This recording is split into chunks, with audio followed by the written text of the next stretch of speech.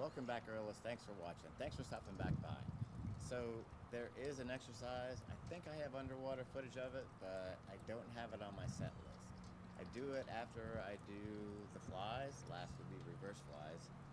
So this is called rolling handcuffs. Basically, you're going to take the weights like this, and then we're going to put them behind our back.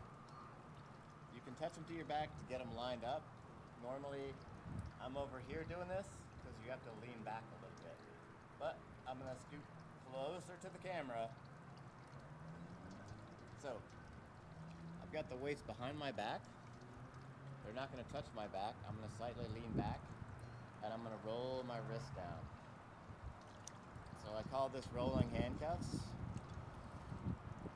I may breach the water for this demonstration. I just want to show you the exercise. And we'll go from behind as well.